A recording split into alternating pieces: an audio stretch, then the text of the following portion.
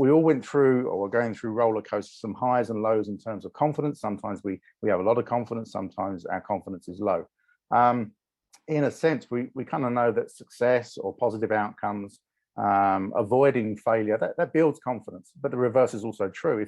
If you have a failure, if things don't go right, if something goes wrong, then that tends to erode confidence, which is tough. So somehow we have to rebuild that and strengthen that.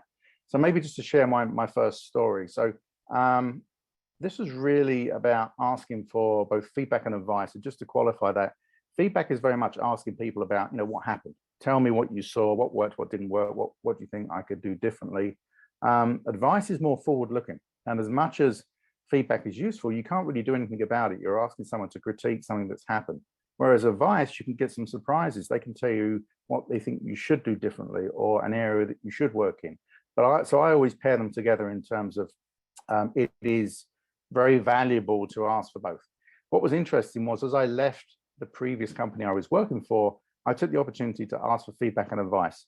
So I looked around at my sphere. I looked around at I think it was around 75 requests I sent out, asking for feedback and advice. And the interesting thing was that as a trend, there was a lot of reinforcement coming back to validate the skills that I had, the decisions I was making, the beliefs that I was following. And interestingly, a lot of that feedback actually then cemented a decision to actually then start my own business.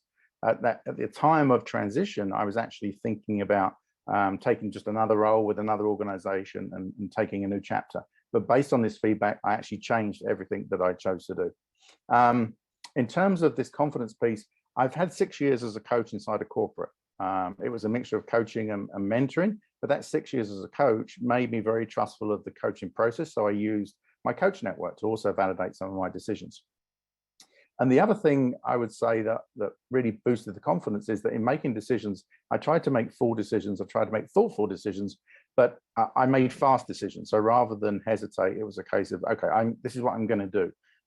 Even if I didn't necessarily know, I made a decision and I done it with a view that if I was successful, then that's good. And if I wasn't, then I would learn something. In a sense, some of that can be a little scary, but my philosophy has always been think through a decision, make the best decision you can. And in terms of the consequence, the fear aspect of that, I always found quite overrated. So I tend not to be too scared about making decisions. Each step in the transition is very much a journey. You need fuel for that journey. So the one thing I would say is always check in on yourself in terms of, do you have enough fuel to get you through?